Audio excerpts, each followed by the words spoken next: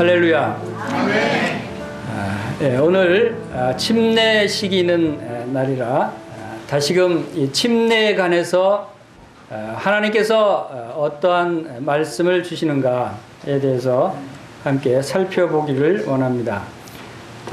이 침례식은 여러분 침례식을 겪으면서 침례의 의미에 대해서 잘 아시리라고 생각이 됩니다. 그런데 왜 또 주님께서 이 침례식에 대해서 말씀을 다시 상고해 보도록 인도하시는가 생각을 해봤습니다.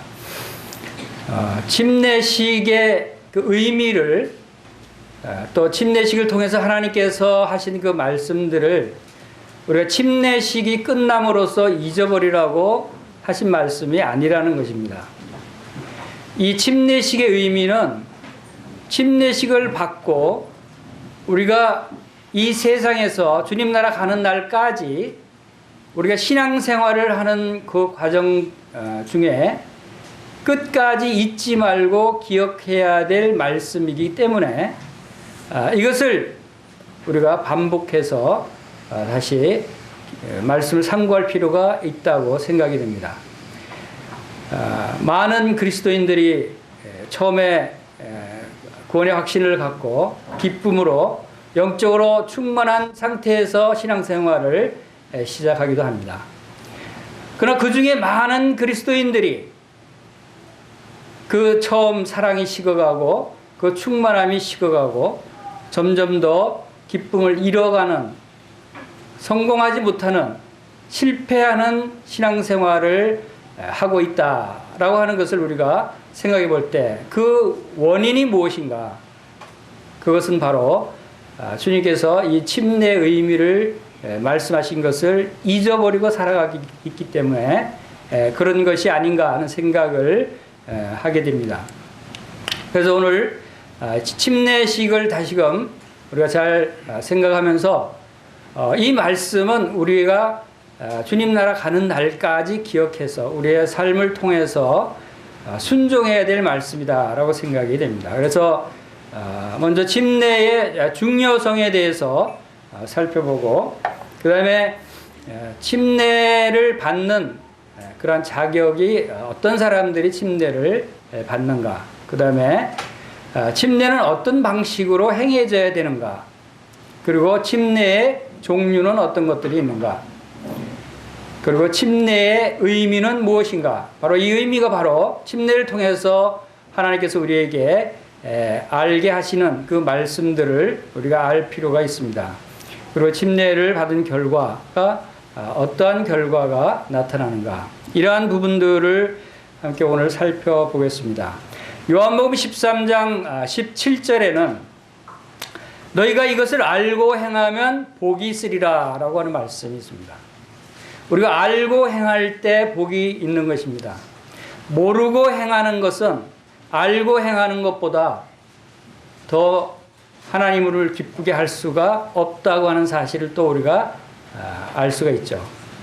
하나님이 말씀하시는 그 말씀을 알고 순종할 때 진정 우리는 하나님을 기쁘시게 해드릴 수 있는 것입니다. 자, 먼저 침례의 중요성에 대해서 살펴보겠습니다. 먼저 침례는 주 예수님의 중요한 명령이기 때문에 중요한 것입니다. 마태복음 28장 19절에서 20절 같이 한번 읽어보겠습니다. 시작. 그러므로 너희는 가서 모든 민족을 제자로 삼아 아버지와 아들과 성령의 이름으로 세례를 베푸고 내가 너희에게 분부한 모든 것을 가르쳐 지키게 하라. 볼지어다 내가 세상 끝날까지 너희와 항상 함께 있으리라 하시니라.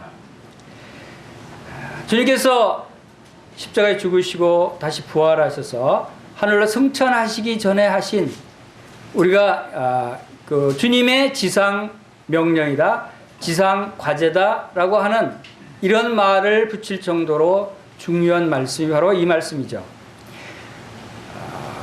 주님을 믿고 거듭난 성도들이 이 땅에 남아 있습니다. 이 땅에서 사는 동안 해야 될 가장 중요한 일이 무엇인가를 주님께서 한마디로 말씀해 주고 있는 부분이 모든 민족으로 제자를 삼아, 즉 복음을 전하라는 것이죠.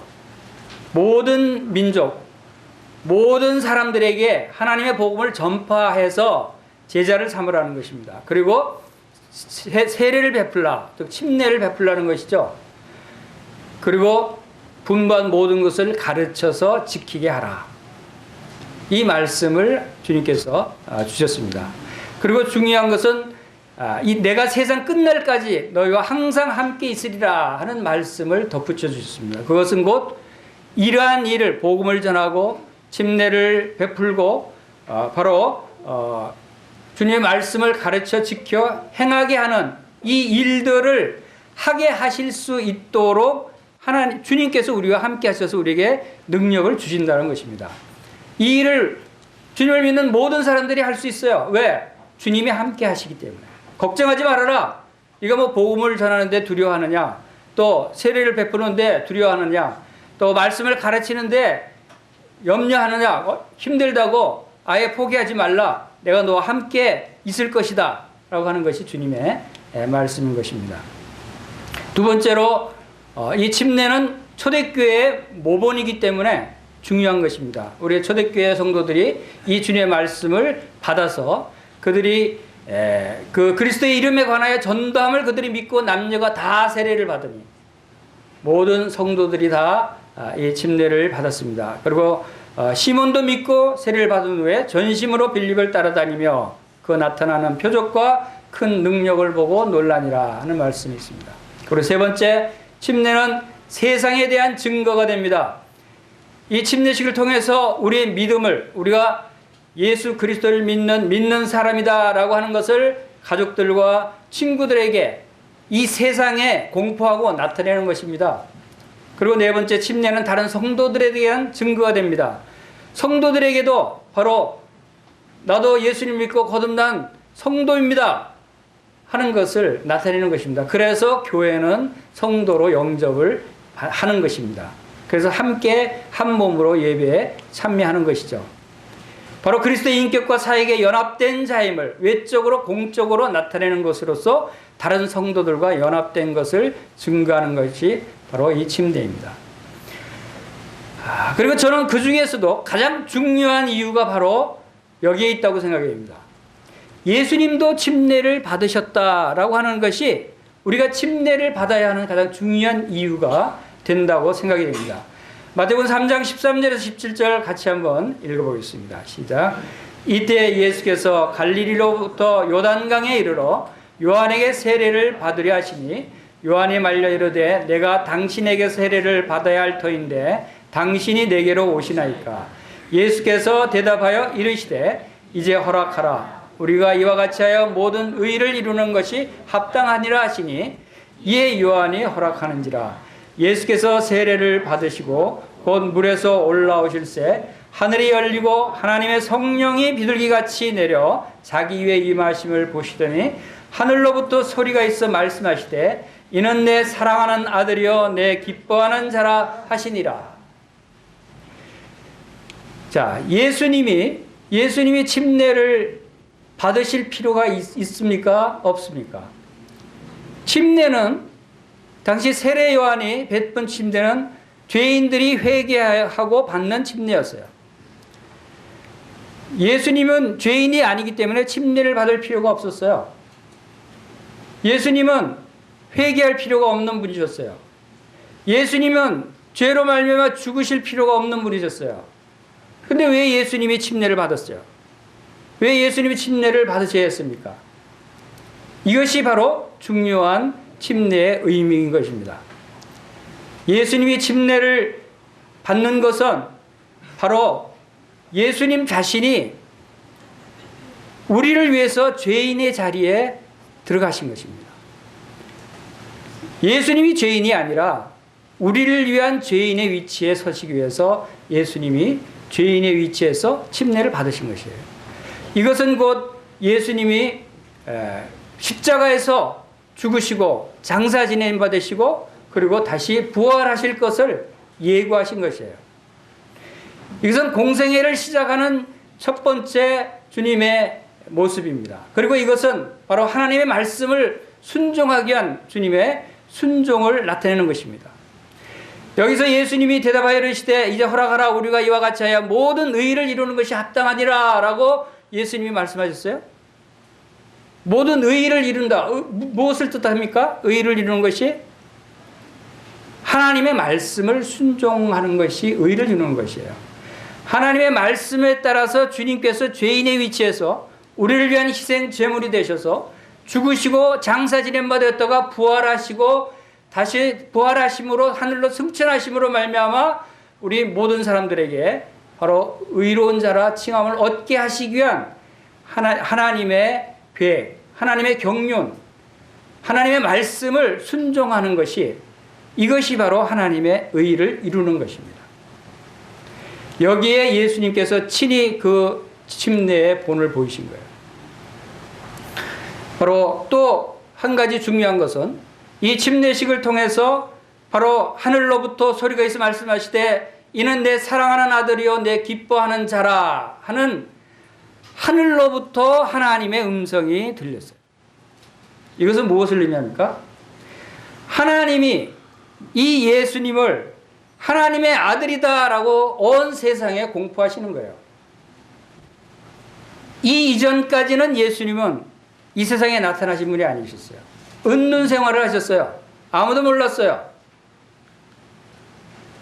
세례 요한에게 성령이 충만해서 세례 요한에게만이 하나님께서 알게 하셨어요. 그래서 예수님이 나오시는 걸 보고 보라 세상 죄를 지고 가는 하나님의 어린 양이로다 라고 말했듯이 그 세례 요한 외에는 아무도 그를 예수님을 이 세상 죄를 지고 가는 하나님의 어린 양으로 알아보지 못했어요. 그리고 하나님의 아들인 것도 알지 못했어요. 침례식이 바로 이렇게 중요한 것입니다. 침례식을 통해서 하나님이 어떤 일을 하시는가 하는 것을 우리가 생각해 볼 때 예수님의 침례식을 통해서 하나님이 어떤 일을 하셨습니까? 예수님이 순종하게 하시고 의를 이루게 하셨어요. 그리고 예수님을 하나님의 아들로 선포하셨어요. 여러분들이 침례 받은 것도 여러분 기억나시죠? 침례 받으신 거. 여러분이 침례 받으신 것도 하나님의 의를 이루신 것입니다. 여러분이 침례 받으심으로 말미암아 하나님이 온 세상에 여러분들을 하나님의 아들이다라고 공포하신 거예요. 여러분들이 하나님의 자녀다라고 하는 것을 공포한 것입니다. 여러분이 침례 받으심으로 말미암아.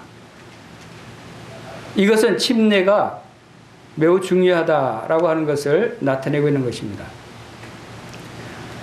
그 다음에 침례의 자격. 어떤 사람들이 침례를 받습니까? 마태복음 28장 19절에 우리가 읽어본 대로 예수님을 따르며 배우는 제자. 예수님을 따르며 배우는 제자는 구원받은 사람들을, 성도들을 나타내고 있는 것이죠. 또 예수님을 믿는 사람을 마가복음 16장 16절에서 말씀하고 있고, 사도행전 10장 47절에는 성령을 받은 사람, 그리고 사도행전 22장 16절에는 주 예수님의 이름을 부르는 사람이라고 침례를 받는 사람들을 나타내고 있습니다. 이것은 곧 이 말씀들은 무엇을 의미합니까?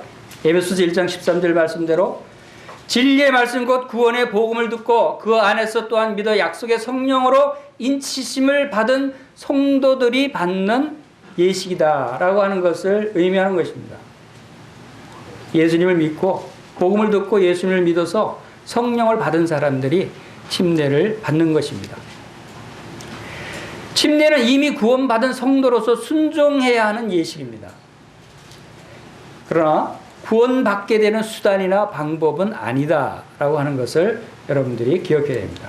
물론 여기에 어떤 일부 사람들은 침례를 받지 않으면 구원받을 수 없다, 침례를 받아야 구원받는다라고 주장하는 사람들도 있어요. 잘못된 것이죠.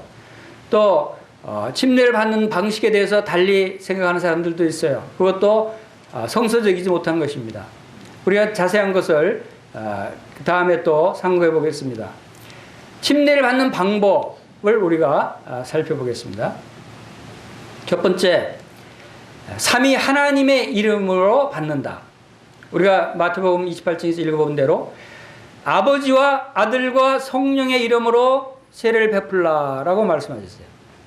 그것은 삼위 하나님, 하나님 아버지, 아들 예수 그리스도, 그리고 성령님, 이 세 분의 이름으로 받으라고 그랬어요. 삼위 하나님의 이름으로 행하도록 명령하신 것이 그리 많지 않아요. 그것은 굉장히 중요한 의미를 담고 있는 것이죠. 하나님이 보증하시고 예수님이 보증하시고 성령님이 보증하신다는 거예요. 하나님의 이름과 예수님의 이름과 성령님의 이름이 이 침례식을 통해서 여러분에게 임하시고 여러분을 보증하시고 여러분을 보장하시는 겁니다. 보장이 뭡니까? 책임지고 지키신다는 의미예요.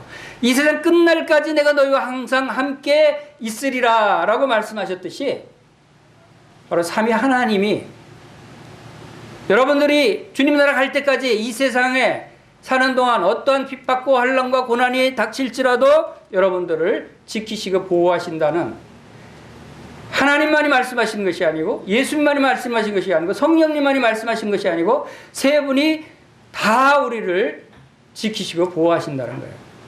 이런 의미가 침례식에 담겨 있습니다. 자, 이 침례는 우리가 침례탕을 준비했듯이 완전 침수함으로 받습니다. 자, 이것은 그 원어적으로, 헬라어 원어적으로는 밥티조라고 하는 단어를 사용합니다. 이것에 62회가 사용되어 있고 밥티스마라고 하는 단어가 27회가 사용이 됐습니다. 헬라어 원어의 의미는 완전 침수를 나타냅니다. 즉 담그다, 적신다, 씻는다 라고 하는 의미를 가지고 있어요. 밥티조. 그래서 영어로는 베프티즘, 베프티스트, baptize. Is that right? Okay. 자, 이런 의미를 가지고 있는 것이 이 한글 성경에 세례로 번역되어 있는 단어입니다. 그래서 사실은 세례라는 단어보다 침례라고 번역됨이 더 합당한 단어다라고 생각이 됩니다. 원어상에 볼 때. 그러나 세례의 의미도 또 전혀 다른 것은 아닙니다. 세례는 씻다라고 하는, 정결케 하다라고 하는 의미를 가지고 있어요. 그것도 이 원어의 일부 의미를 가지고 있는 것이죠. 그래서 오늘 저는 이제 침례라는 단어를 주로 사용하겠습니다. 세례. 그래서 그 일부 교회들은 약식 세례를 합니다. 물을 이렇게 뿌리는 것이죠. 자, 물을 뿌리는 의미, 그것도 씻는다는 의미는 가지고 있습니다. 그러나 우리가 앞으로 상고해 보겠습니다만 이 침례를 통해서 나타내고자 하는 하나님의 뜻은 바로 로마서 6장에서 말씀하시는 대로 바로 그리스도 안에서 그리스도와 연합돼서 죽음과 장사와 부활을 의미하는 것이기 때문에 그것을 상징적으로 나타내기 위해서는 이 침례라고 하는 단어를 사용하는 것이 더 의미상 합당하다라고 하는 생각을 하고 있는 것입니다. 자, 초기에도 침수의 세례를 행했다. 성경의 사도행전을 통해서 본 초기 그리스도인들도 바로 이 강에서, 물이 많은 데서, 물에서 이 침례를 행했다라고 하는 기록들을 우리가 여러 군데서 살펴볼 수 있습니다. 자, 침례 종류. 침례 종류는 어떤 것들이 있는가? 이건 참고적으로 이제 이러한 그 세례, 침례라고 표현된 그러한 용어들이 몇 군데 있습니다. 요한의 회개의 세례, 요한의 회개의 침례라고 말씀하신 부분이 마가복음 2장에 나와 있습니다. 그것은 세례 요한이 광야에 이르러 죄사함을 받게 하는 회개의 세례를 전파하니 온 유대 지방과 예루살렘 사람이 다 나아가 자기 죄를 자복하고 요단강에서 그에게 세례를 받더라.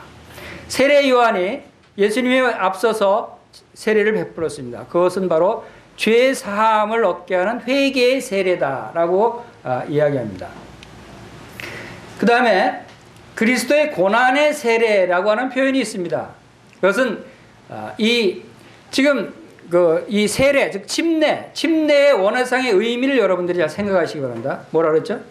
담그다 하는 의미를 기억하시기 바랍니다. 그러면 이 세례의 의미, 침례의 의미가 사용된 단어들을 생각할 때 고난의 세례다 하면 고난을 담그다는 뜻이에요. 고난에 푹 빠진다는 의미죠.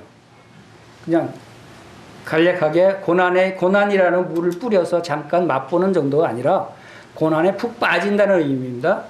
바로 그리스도께서 친히 말씀하셔서 예수님께서 이르시되 너희는 너희가 구하는 것을 알지 못하는도다. 내가 마시는 잔을 너희가 마실 수 있으며 내가 받는 세례를 너희가 받을 수 있느냐. 여기서 말씀하신 세례는 예수님의 고난의 세례를 말씀하시는 것이고, 이것은 곧 예수님께서 우리의 죄를 담당하시기 위해서 십자가에서 받으신 그 고난이 그 고난에 푹 잠기는 그런 상태를 말씀하시는데, 그 고난의 정도와 어느 정도였느냐. 그것은 한마디로 마가복음 15장 34절에 말씀하신 대로 제9시에 예수께서 크게 소리 지르시되 엘리 엘리 라마 사박다니 하시니, 이를 번역하면 나의 하나님 나의 하나님 어찌하여 나를 버리셨나이까 하는 뜻이라. 이 정도로 하나님의 아들 예수 그리스도께서 하나님께 이렇게 절규할 정도의 엄청난 고난에 빠지셨다는 것을 의미하는 것입니다. 침례는 바로 그런 의미를 담고 있는 것입니다. 일단 성령 침례가 있습니다. 여러분 성령 침례를 받으셨죠? 모든 믿는 사람들은 바로 성령 세례, 성령 침례를 받았다고 말씀하고 있습니다. 여러분 느끼지 못했을지 몰라도 모든 믿는 사람들은 다 성령 침례를 받았습니다. 성령 침례를 받은 것이 어떤 의미인가를 여러분 생각을 다시 해보시기 바랍니다. 침례 의미가 뭐라 그랬죠? 담그다 그랬어요. 잠긴다 그랬어요. 그러면 성령에 푹 잠겼다는 뜻입니다.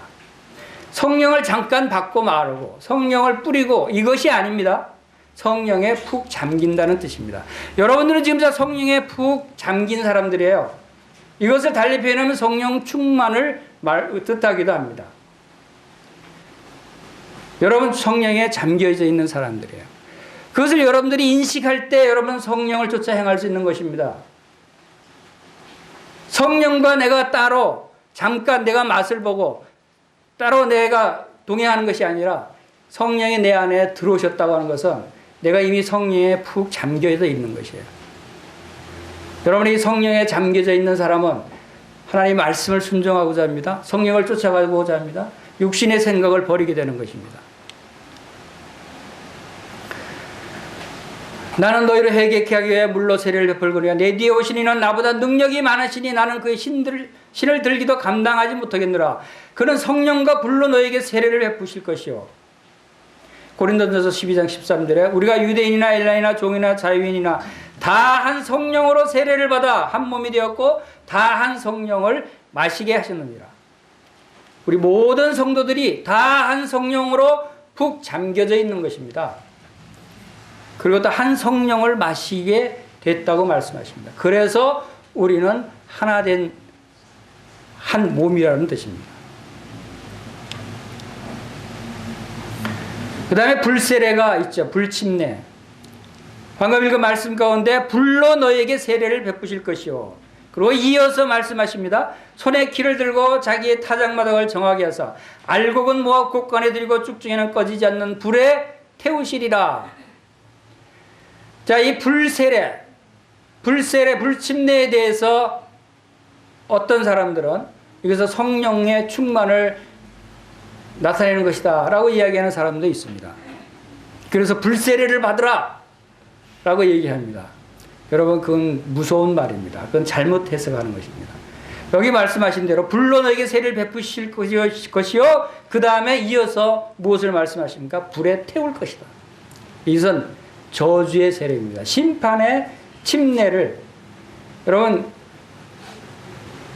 불침례라면 침례가 무슨 뜻이라고 했죠? 잠긴다는 뜻이죠. 어디에 잠겨요? 불에 잠기는 것입니다. 불에 푹 빠지는 것이에요. 좋은 것입니까? 그것은 지옥 불못을 얘기하는 것이에요. 지옥 불못에 가면 불침례를 받는 것이에요. 불에 푹 빠지는 것이죠. 무서운 말입니다. 이것은. 여러분들이 이런 사람이 한 분도 없게 되길 바랍니다. 그 다음에 침례의 의미. 자, 이제 중요한 부분입니다. 이 침례를 통해, 침례식을 통해서 어떤 의미를 하나님께서 나타내시고자 하시는가 하는 것을 살펴보길 원합니다. 먼저 침례는 순종의 표현이다. 마가복음 16장 15절 16절 같이 한번 읽어보겠습니다. 시작. 또 이르시되 너희는 온 천하에 다니며 만민에게 복음을 전파하라. 믿고 세례를 받는 사람은 구원을 얻을 것이요 믿지 않는 사람은 정죄를 받으리라. 바로 주님의 이 말씀을 순종하는 그러한 표가 침례를 받는 것입니다. 그리고 사도행전 2장 38절에서도 세례를 받고 죄사함을 받으라. 그래야만 성령을 선물로 받으리리 하는 말씀을 주십니다. 두 번째 같이 한번 따라보겠습니다. 침례는 믿음의 고백이다. 나는 예수님을 믿는 사람입니다 하는 것을 많은 사람들에게 고백하는 것이 바로 침례입니다. 사도행전 8장 35절 39절에서 이제 빌립이 입을 열어 그 이거를 시작하여 예수를 가르쳐 복음을 전하니 길 가다가 물 있는 곳에 이르러 그 네시가 말하되 보라 물이 있으니 내가 세례를 받으면 무슨 거리낌이 있느냐. 우리 그 개역개정에는 37절이 없음으로 되어 있습니다. 근데 흠정역에는 이 내용이 있어요. 흠정역에는 어떤 내용이냐면 빌립이 이르되 만일 그대가 마음을 다하여 믿으면 받을 수 있느니라 하니 그가 응답하여 이르되 예수 그리스도께서 하나님의 아들이심을 내가 믿노라 하니라 하는 것이 있습니다. 다시 말해서 설명해 주죠. 이 네시가 예수 그리스도에게서 하나님의 아들이심을 내가 믿는다라고 하는 고백을 한 것입니다. 그렇기 때문에 이제 침례를 베푼 것입니다. 그래서 둘이 물에 내려가서 빌립이 침례를 베풀고 둘이 물에서 올라올새 주의 영이 빌립을 이끌어간지라. 네시는 그 기쁘게 길을 감으로 그를 다시 보지 못하니라. 침례를 받은 후에 네시는 흔연히 다시 기쁘게 바로 그 길을 갔다. 여러분 침례를 받고 나면 여러분들이 기쁜 마음으로 갈 수 있습니다. 기쁜 마음으로 생활을 할 수 있는 것입니다. 이것이 우리의 삶에 매우 중요한 것이죠. 침례는 그리스도와 연합의 표현이다. 다시 따라보겠습니다. 시작. 침례는 그리스도와 연합의 표현이다. 자, 여기서 가장 중요한 침례의 의미가 설명이 되고 있습니다. 그것이 침례의 의미를 가장 명확하게 상세히 설명해 주고 있는 부분이 로마서 6장입니다. 로마서 6장에서 3절에서 5절 같이 한번 읽어보겠습니다. 시작. 무릇 그리스도 예수와 합하여 세례를 받은 우리는 그의 죽으심과 합하여 세례를 받은 줄을 알지 못하느냐. 그러므로 우리가 그의 죽으심과 합하여 세례를 받음으로 그와 함께 장사되었나니 이는 아버지의 영광으로 말미암아 그리스도를 죽은 자 가운데서 살리심과 같이 우리로 또한 새 생명 가운데서 행하게 하려 함이라. 만일 우리가 그의 죽으심과 같은 모양으로 연합한 자가 되었으면 또한 그의 부활과 같은 모양으로 연합한 자도 되리라. 그리스도 예수와 합하여 침례를 받은 우리는 여기서 바로 침례의 의미가 시작이 됩니다. 자, 이 말씀을 기억하면서 믿는 사람이 예수 그리스도의 십자가의 보혈을 통해서 죄 사함을 받고 거듭난 성도들이 침례식을 행하고 신앙생활을 하게 합니다. 그것이 바로 영적으로 성장하게 하는 중요한 의미를 담고 있습니다. 그런데 바로 영적인 침체를 가져오는 사람들, 그건 왜 그렇습니까? 그것은 바로 이 침례식의 침례의 의미를 잊어버리기 때문입니다. 여러분 살면서 침례식 했을 때 그 의미를 여러분들이 잊지 말고 지속적으로 기억하면서 순종해야 된다라고 하는 것을 나타내고 있는 것이죠. 바로 갈라디아서 3장 27절 같이 읽어보겠습니다. 시작. 너희가 다 믿음으로 말미암아 그리스도 예수 안에서 하나님의 아들이 되었으니 누구든지 그리스도와 합하기 위하여 세례를 받은 자는 그리스도로 옷 입었느니라. 믿음으로 말미암아 예수 그리스도 안에서 하나님의 아들이 되었다. 여러분 다 하나님의 아들들입니다. 어떻게? 믿음으로. 여러분의 행위로 된 것이 아니라 믿음으로 되었다 그러시죠. 자, 세례를 받는 자인데 무엇을 위해서 세례를 받는 자라고 그랬습니까? 빨간 글씨로 세례를 받는 것은 그리스도와 합하기 위해서 세례를 받는 것입니다. 이미 합해진 자들이지만 합한 것을 다시 깨닫기 위해서 상징적으로 그것을 실체적으로 나타내기 위해서 세례를 받는 것이라는 것이죠. 누구든지 그리스도와 합하기 위하여 세례를 받는 자는 라고 말씀하십니다. 이것이 그리스도와의 연합을 나타내는 것입니다. 그런 사람은 그리스도로 옷 입었느니라. 침례는 세상과 구별된 자임을 나타내는 것입니다. 여러분, 침례의 의미에 중요한 것은 침례를 통해서 이 세상과 구별됐다라고 하는 것을 인식하라는 것입니다. 여기 그림에서 나타내 보이듯이 이 세상에 있었던 죄인이었습니다. 이 죄인이었던 그 내가 바로 이 물속에 잠긴다 그러는 이 죽음의 강입니다. 이 죽음의 강을 건너야 오른쪽에 있는 하나님 나라로 들어갈 수가 있는 것입니다.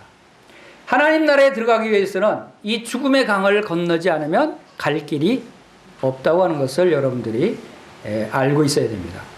모든 사람이 죄를 범하였으며 하나님의 영광에 이르지 못하더니, 모든 죄인들은 오른쪽에 하나님 나라의 영광에 이르지 못하는 것입니다.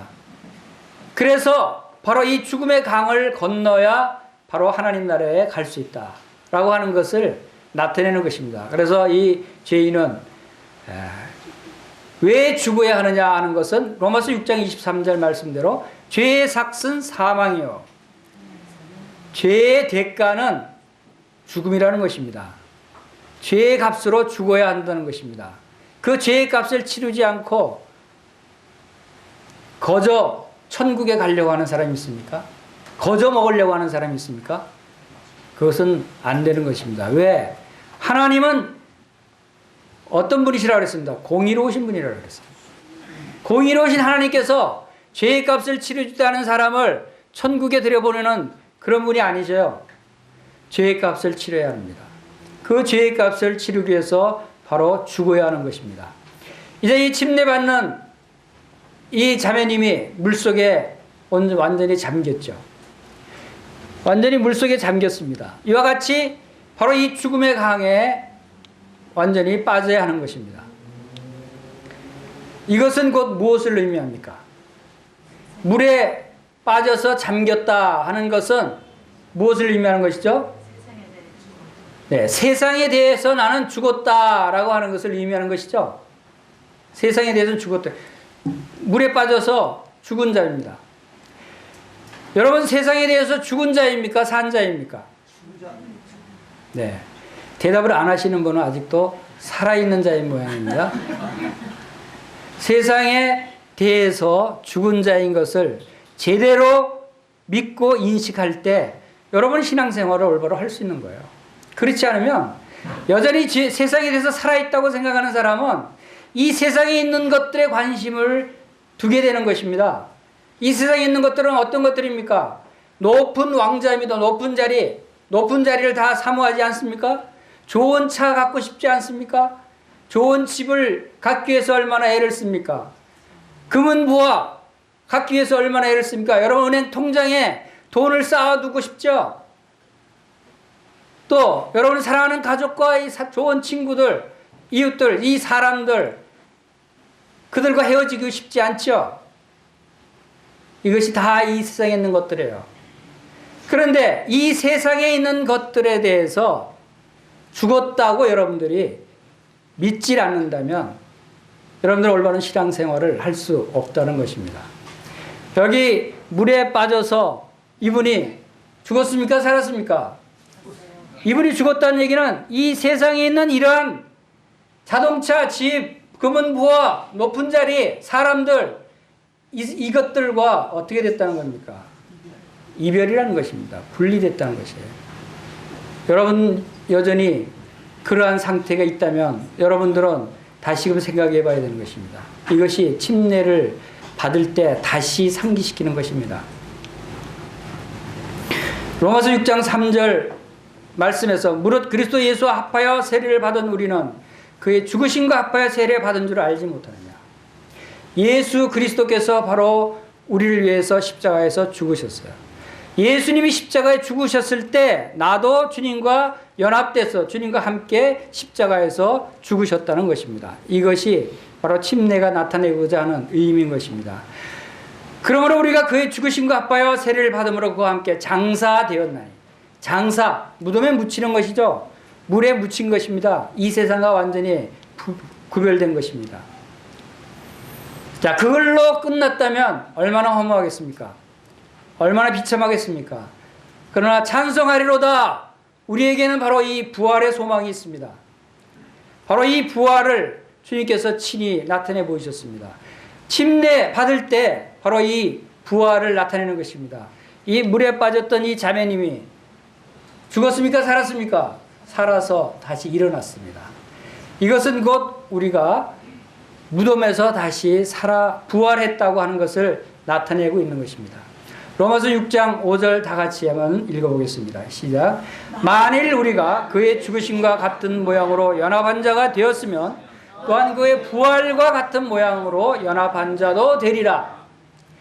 여러분이 여기서 연합한 자도 되리라 그랬어요. 도. 죽었다면 다시 분명히 살아난다는 것입니다. 그리스도 안에서. 바로 그리스도 안에서 그리스도께서 다시 부활하셨습니다. 우리도 그리스도와 연합된 자이기 때문에 다시 부활한 것입니다. 이것이 바로 침례가 나타내고자 하는 의미인 것입니다.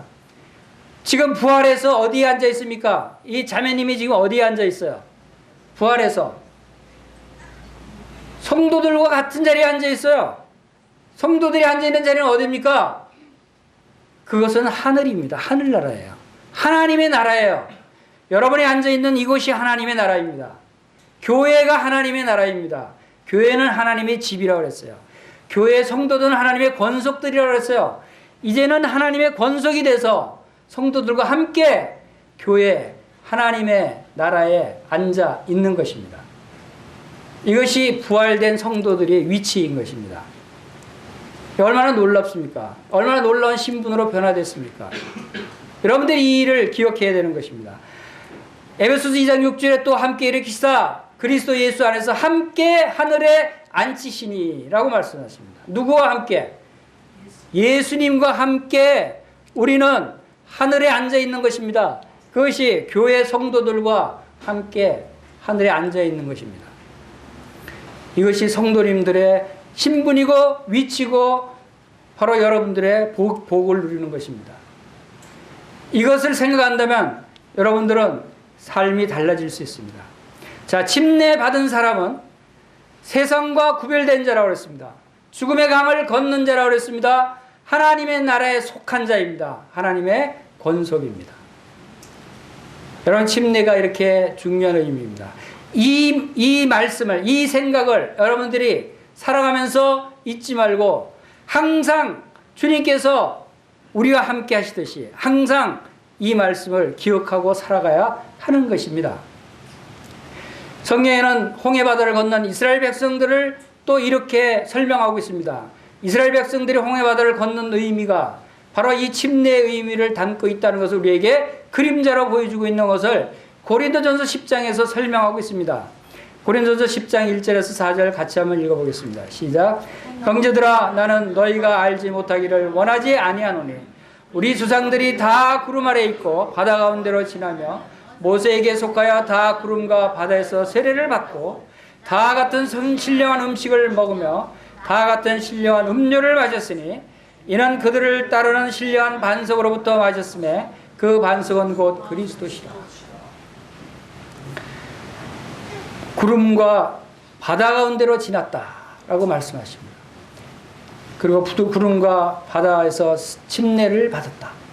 그들이 구름과 바다를 통과한 것이 바로 이 침례에 해당된다고 하는 것을 말씀하고 있는 것이죠. 그것이 출애굽기 14장에 나오는 광경입니다. 이스라엘 백성들이 애굽에 종살이하던 그러한 사람들이었습니다. 그러나 하나님께서 모세를 보내서 그들을 이제 구원해 내십니다. 유월절을 통해서 그들을 구원하셔서 죽음의 바다가 어디였습니까? 홍해바다였습니다.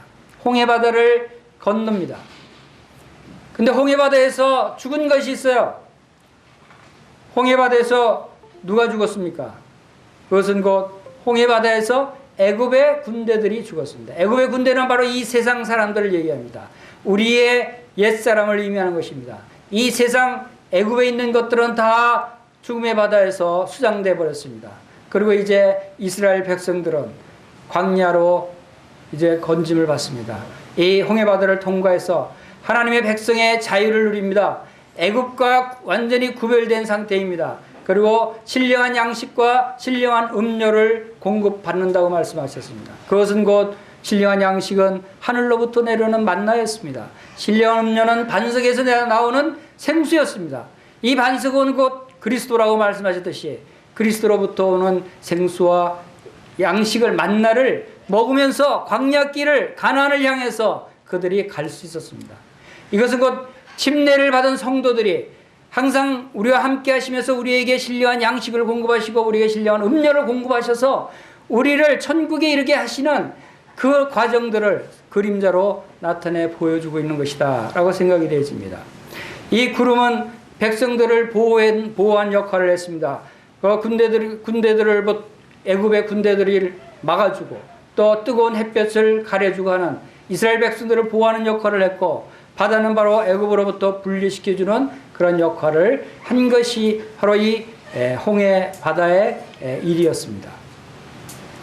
자, 이 예수 그리스도와 하나로 연합된 모습, 우리가 연합된 관계를 살펴봤듯이 침례받은 그리스도인은 그리스도와 연합됐다고 하는 것은 동일시되다라고 표현할 수 있습니다. 동일시된 사람들이다 라고 하는 것입니다. 그것은 죽음에 연합되어 있고 장사에 연합되어 있고 부활에 연합되어 있고 승천에 연합됐다고 하는 사실을 우리가 살펴봤습니다. 이제 우리는 주님의 재림에 연합될 것이고 주님의 통치에 연합될 것이고 이제는 주님이 보좌 우편에 앉으셨듯이 우리도 하나님의 보좌 앞으로 연합돼서 나아갈 사람들이라는 것입니다. 주님과 연합됐다는 것이 이렇게 놀라운 것이에요. 주님의 신분과 같이 연합됐다는 것입니다. 침례는 그리스도로 옷 입는 것이다 라고 말씀하고 있습니다. 갈라디아서 3장 26절에서 너희가 다 믿음으로 말미암아 그리스도 예수 안에서 하나님의 아들이 되었으니 누구든지 그리스도와 합하기 위해 세례를 받은 자는 그리스도로 옷 입었느니라고 말씀을 하셨습니다. 바로 이사야서 61장에서도 우리가 구원의 옷을 입었다, 공의의 겉옷을 입었다고 표현하고 있습니다. 이것은 곧 무엇을 의미합니까?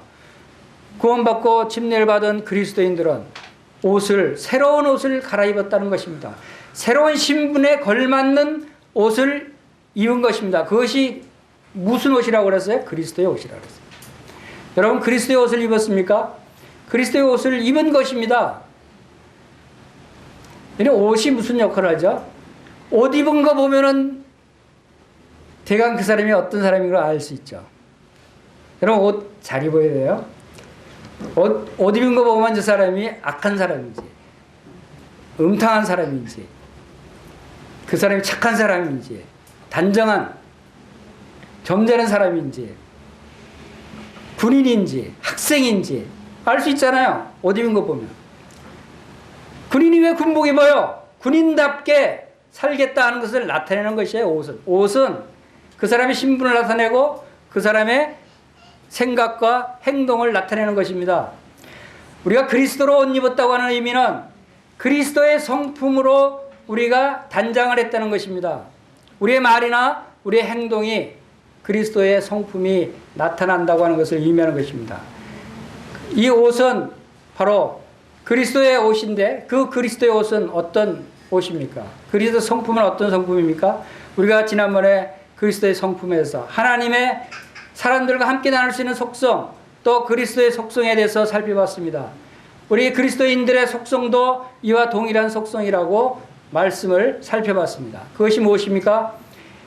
우리가 같이 한번 따라서 읽어보겠습니다. 거룩, 사랑, 공의, 은혜, 자비, 선, 진리, 인내, 지혜. 이것이 그리스도의 성품입니다. 이것이 여러분의 성품이에요. 여러분도 그리스도의 성품으로 옷 입은 것이에요. 여러분도 거룩한 사람들이에요. 전 여러분들이 거룩한 사람으로 인정합니다. 여러분들이 사랑이 많은 사람이에요. 여러분 얼마나 사랑이 많습니까? 저는 여러분의 참 많은 사랑을 받고 살고 있어요. 여러분들이 참 공의로운 사람입니다. 여러분 공의롭지 않습니까?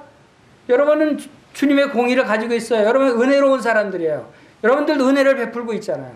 얼마나 여러분이 자비로운 사람입니까? 여러분이 얼마나 선한 사람들이에요? 여러분이 얼마나 진리 가운데 있어요? 여러분이 정말 인내하고 있지 않습니까? 많이 참고 있지 않습니까? 여러분이 참 지혜로운 사람입니다. 그렇지 않아요? 그렇죠. 여러분 지금 저는 그렇다고 믿습니다. 여러분이 겸손해서 에이 나는 아직 그런 사람이 아니야 라고 겸손해서 그렇게 말할지도 모르지만 저는 그렇게 믿습니다. 왜? 여러분이 진정 예수 그리스도를 믿는다면 여러분 안에는 성령님을 통해서 이 그리스도의 성품이 여러분 안에 있기 때문입니다. 여러분의 본성은 바로 거룩한 성품이에요. 그래서 함께 하늘의 부르심을 입은 거룩한 형제들아 라고 히브리서 3장 1절에서 말씀하고 있는 것입니다. 우리가 이것을 잊어버리고 옛 성품을 자꾸 생각하니까 옛 성품이 자꾸 나타나는 것입니다. 우리는 옛 성품을 죽이고 이제 그리스도로 옷 입는 이러한 새로운 성품을 가진 사람들이라는 것입니다. 침례는 옛사람을 벗고 새사람으로 사는 것이다. 다시 따라 보겠습니다. 시작. 침례는 옛사람을 벗고 새사람으로 사는 것이다. 옛사람, 침례 받기 전에 이 세상의 죄인이었습니다. 그때는 죄인이었고 죄의 종이었고 마귀의 자식이었어요. 예수를 믿기 전에는. 그러나 그 옛사람은 이제 죽음의 강에 이제 빠져서 죽습니다. 장사 지냈습니다. 이 옛사람은 죽었다는 것입니다. 그리고 이제 새 사람으로 다시 살아났다는 것을 말씀하고 있는 것입니다. 그리고 이 새로 살아난 사람은 뭐라고 그럽니까? 의인이라고 하나님은 말씀하십니다. 의의 종이라고 말씀하십니다. 하나님의 자녀라고 하나님께서 말씀하시는 것입니다. 에베소 4장 22절 같이 읽어보겠습니다. 시작. 너희는 유혹의 욕심을 따라 구습을 따르는 옛사람을 벗어버리고, 너희는 유혹의 욕심을 따라 썩어져가는 구습을 따르는, 이 옛사람은 썩어져가는 옛날 습성을 그런 따르던 사람이었습니다. 이것을 벗어버리는 것이에요. 이 옷을, 옛날 옷을 벗어버리는 것입니다. 그리고 이제 에베소 4장 23절 같이 읽어보겠습니다. 오직 너희의 심령이 새롭게 되어 하나님을 따라 의와 진리의 거룩함으로 지으심을 받은 새 사람을 입어라. 자, 우리가 입는 이 새 사람은 어떤 사람이라고요? 첫째, 심령이 새롭게 됐다라고 했습니다. 그것은 우리의 심령이 뭘로 새롭게 됐죠? 성령님으로 새롭게 된 것입니다. 성령으로. 그리고 하나님을 따라 의와 진리의 거룩함으로 지으심을 받았다. 하나님의 성품으로 지으심을 받았다는 것입니다. 새로운 피조물이라고 그랬어요. 그리스도인은 새로 지음을 받았기 때문에 이제 새 사람이라고 말하는 것입니다. 옛사람과 새사람의 모습에 대해서 골로새 3장 8절에서 10절에서도 말씀하고 있습니다. 이제는 너희가 이 모든 것을 벗어버리라. 곧 분함과 노여움과 악의와 비방과 너희 입에 부끄러운 말이라. 너희가 서로 거짓말을 하지 말라. 옛사람과 그 행위를 벗어버리고. 옛사람과 그 행위는 어떤 것입니까? 여기서는 분함. 여러분 분함을 품지 마시기 바랍니다. 노여움을 품지 마시기 바랍니다. 악한 생각을 버리기 바랍니다. 비방하지 마시기 바랍니다. 부끄러운 말을 하지 마시기 바랍니다. 거짓말하지 마시기 바랍니다. 이런 것들이 다 옛 사람이고 그 옛 행위들이라는 것입니다. 그리고 10절에서 새 사람을 입었으니 이는 자기를 창조하신 이 형상을 따라 지식에까지 새롭게 하심을 입은 자니라. 자기를 창조하신 이가, 우리를 창조하신 이가 누굽니까? 하나님이십니다. 예수 그리스도십니다. 하나님과 예수 그리스도의 형상을 따라서 우리가 지으심을 받았어요. 처음에 아담과 하와를 지었을 때 하나님의 형상을 따라 지으셨어요. 그리고 죄를 범함으로 이제 그들이 그 형상을 잃게 됐습니다. 그러나 이제 예수 그리스도를 믿음으로 말미암아 우리가 다시 그 형상을 회복하게 된 것입니다. 이 새 성품은 바로 우리가 살펴본 바대로 하나님의 그리스도의 성품인 것입니다. 일곱 번째, 침례는 그리스도께서 내 안에 사시는 것을 나타내는 것입니다. 자, 갈라디아서 2장 19절 20절 함께 읽어보겠습니다. 시작. 내가 율법으로 말미암아 율법에 대하여 죽었나니 이는 하나님에 대하여 살려 합니다. 내가 그리스도와 함께 십자가에 못 박혔나니 그런즉 이제는 내가 사는 것이 아니요 오직 내 안에 그리스도께서 사시는 것이라. 이제 내가 육체 가운데 사는 것은 나를 사랑하사 나를 위하여 자기 자신을 버리신 하나님의 아들을 믿는 믿음 안에 사는 것이요. 여러분들이 이 말씀이 여러분 삶 속에 계속 적용되고 여러분들이 이 믿음을 갖고 살아가시길 바랍니다. 이것은 무엇을 말씀하십니까? 내가 죽었다 그랬습니다. 내가 죽었으면 이제 다시 살아난 나는 내가 아니고 누구라고요? 내 안에 그리스도라는 것입니다. 그리스도의 성품이 내 안에 있다는 것입니다. 여러분 하나님의 말씀을 상고할 때 또 여러분 자신을 생각할 때 나라고 하는 존재에 대해서 여러분 분명한 구별을 할 수 있어야 됩니다. 여러분이 나는, 나를 우리 이런 표현을 할 때 이것이 옛사람의 나를 의미하는 것인지 새 사람의 나를 지금 내가 의미하는 것인지를 분명히 구별하면서 말을 할 수 있어야 되는 것입니다. 그걸 구별하지 못하면 여러분이 혼동하게 되는 것입니다. 내가 지금 새로운 신분을 가진 사람인데 내가 왜 이럴지? 내가 이런 사람인가? 아니면 내가 구원받지 못한 사람인가? 나는 영 안 될 사람인가? 이런 의심과 미혹 가운데 빠질 수가 있습니다. 분명한 것은 내 안에 그리스도께서 사시고 이제 나는 그리스도께서 사시는 새로 거듭난 새로운 피조물인 나다, 새 사람이다 라고 하는 분명한 인식을 가지고 나를 생각할 수 있어야 하는 것입니다. 다시 따라하겠습니다. 침례는 경건한 삶을 나타낸다.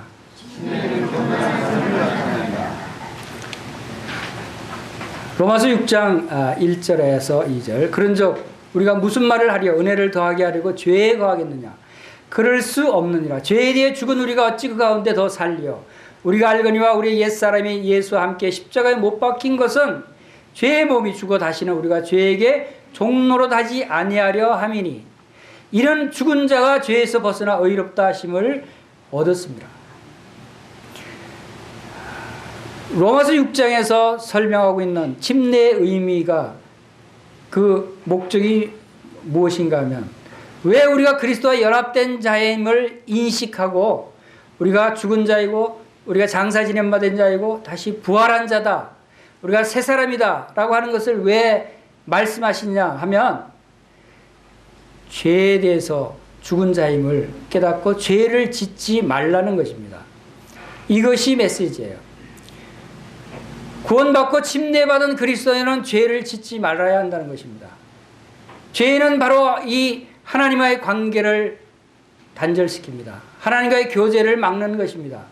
영적인 충만함을, 영적인 풍성함을 방해하는 것이 바로 죄인 것입니다. 이러한 죄로부터 우리가 벗어날 수 있어야 하는 것이고 자유함을 누릴 수 있는 것입니다. 죽은 자가 죄에서 벗어나 의롭다 하심을 얻은 것입니다. 같이 따라하겠습니다. 다시는 죄를 짓지 말자. 우리 그리스도인들은 어떤 사람들입니까? 하나님께서 이 세상을 창조하셨어요. 이 세상을 창조하시고 우주를 지으시고 이 지구를 창조하신 하나님께서 우주와 이 지구를 어떻게 하신다 그랬습니까? 이것은 베드로후서 3장 10절에 그러나 주의 날이 도둑같이 오리니 그날에는 하늘이 큰 소리로 떠나가고 물질이 뜨거운 물에 풀어지고 땅과 그 중에 있는 모든 일이 드러나리로다. 이 세상은 다 불에 타서 사라질 것이라고 분명히 말씀하고 있습니다. 우리가 이 세상에서 죽은 자인 것을 참으로 감사해야 하는 것입니다.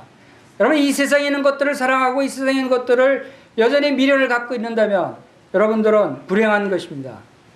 여러분 이 세상에는 많은 우리의 시선을 끌고 우리가 관심을 갖게 하는 많은 물질적인 것들이 있습니다.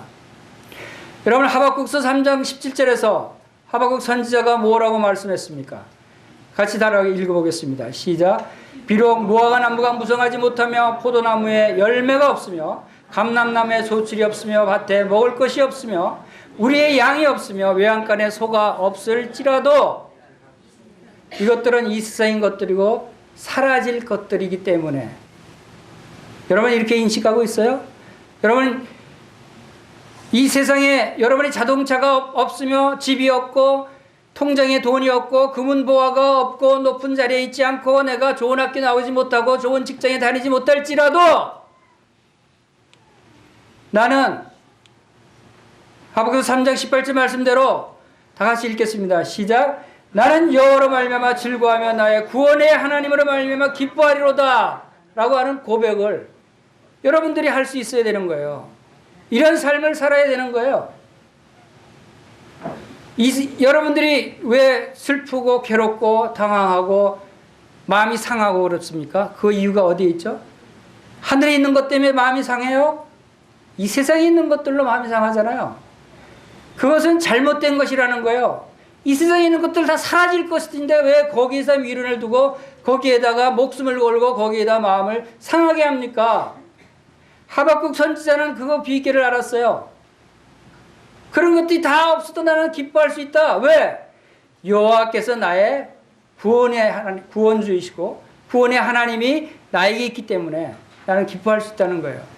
이 기뻐할 수 있는 이유는 바로 다 사라질지라도 새 하늘과 새 땅이 우리에게 있고 바로 새 예루살렘 성이 우리에게 있기 때문에 나는 이제 거기에 살게 될 합당한 새로운 피조물로 거듭난 사람들이기 때문에 나는 즐거워하고 기뻐할 수 있는 것입니다.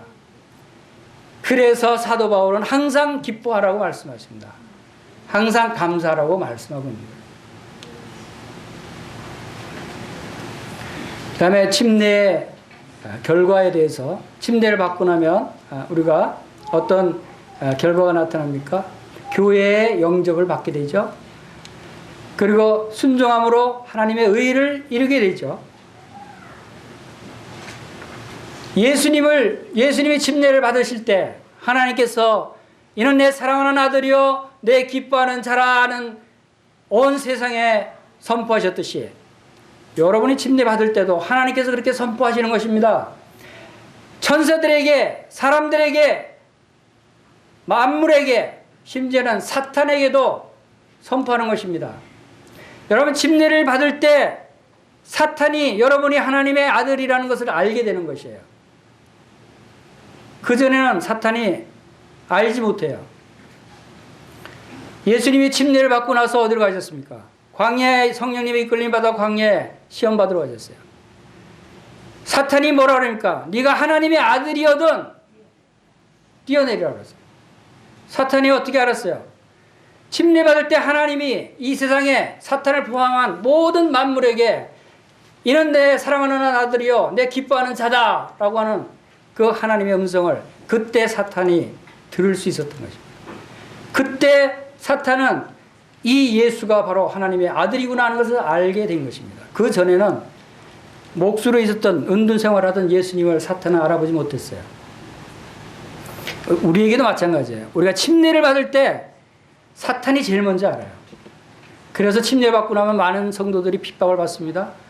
많은 어려움을 당하기도 합니다. 그러나 그것을 각오하고 받아야 되는 이유가 바로 여기에 있는 것입니다. 네 번째, 그리스도와 연합된 자로 신앙생활을 하게 되는 것입니다. 자, 이제 다 마쳤습니다. 이제 그동안 살펴본 것을 요약해서 다시 한번 정리해 보겠습니다. 여러분 지금까지 상고해 본 말씀들을 기억하시면서 이것을 알고 행하면 복이 있다 그랬습니다. 침례의 중요성에 대해서 무엇을 살펴봤습니까? 예수님의 중요한 명령이고 초대교회의 모본이었고 세상에 대한 증거가 되기 때문에 중요한 것입니다. 그리고 침례 받는 자격은 예수님을 따르며 배우는 제자들이라고 그랬죠. 예수를 믿는 신자들 그리고 성령을 받은 사람들 주 예수님의 이름을 부르는 사람들이 침례를 받는 것이다 라고 살펴봤습니다. 침례의 방법 침례의 방법은 삼위 하나님의 이름으로 받는 것입니다. 완전 침수로 받을 때 진정한 하나님의 말씀에서 설명하고 있는 그 의미를 우리가 알 수 있는 것입니다. 초기에도 침수로 행했죠. 침례의 종류에는 요한의 회자인데 침례가 있었고, 고난의 침례가 있었고, 성령의 침례가 있었고, 불의 침례가 있었습니다. 자, 침례의 의미 다시 한번 정리해 보겠습니다. 계속해서 따라 읽겠습니다. 시작. 침례는 순종의 표현이다. 침례는 믿음의 고백이다. 침례는 연합의 표현이다. 침례는 세상과 구별된 자임을 나타낸다. 침례는 그리스도로 옷 입는 것이다. 침례는 옛사람을 벗고 새사람으로 사는 것이다. 침례는 그리스도께서 내 안에 사심을 나타낸다. 침례는 경건한 삶을 나타낸다. 침례의 결과는 교회의 영접을 받고 순종함으로 하나님의 의를 이루고 하나님의 자녀로 선포되고 담대한 믿음으로 생활하게 되는 것입니다. 침례는 지금까지 생활 방식을 청산하는 것을 상징하는 예식입니다. 과거에 이 세상에 속해 있던 나의 생활 방식, 습관, 생각, 가치관 이런 것들을 청산하는 의미입니다. 죽었다는 것은 다 버리는 것이죠. 과거에는 세상의 방식대로 살아왔다면 이제부터는 하나님의 말씀과 하나님의 질서 가운데 순종하면서 살아가야 하는 것입니다. 바로 이러한 신분을 가진 침례받은 성도들은 하나님의 예수 그리스도의 빛이 이르는 사람들이고 여호와의 영광이 임한 사람들입니다. 그렇기 때문에 일어나 빛을 발하라고 한 것입니다. 일어나 빛을 발하라는 것은 바로 우리가 그리스도로 옷 입고 그리스도의 복음을 전하고 바로 이 세상에 하나님의 사랑을 전파하는 이러한 성도들이 되시기를 바랍니다. 다 같이 기도하겠습니다.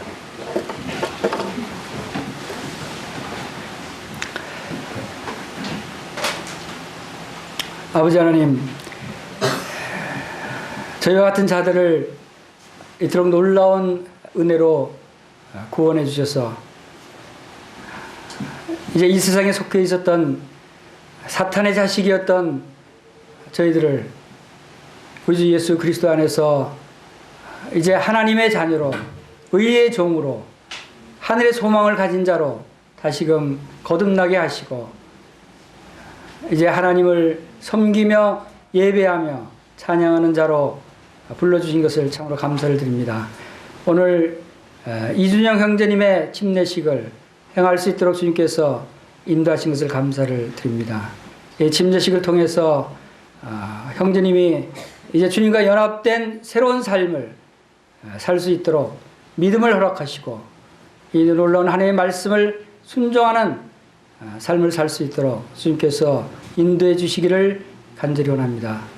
또한 이미 침례를 받은 성도들에게 이 침례에 나타내고자 하시는 주님의 그 뜻을 기억하며 이에 합당한 삶을 살 수 있도록 성령님으로 인도해 주시기를 간절히 원합니다. 이 시간을 함께 하신 것을 감사를 드리며 예수님의 귀하신 이름으로 감사하며 기도하옵나이다. 아멘. 우리 크신 하나님 구주 예수 그리스도께서 성도님들의 믿음에 대한 확신이 더욱 확고해지고 우리를 사랑하사 고난받으시고 십자가에서 죽으시고 부활하셔서 지금 하나님 보좌 우편에 계시는 주님을 믿는 삶이 감격이 되며 예수님을 더욱 사랑하는 은혜의 삶으로 가득 채워주시기를 축원합니다. 아멘.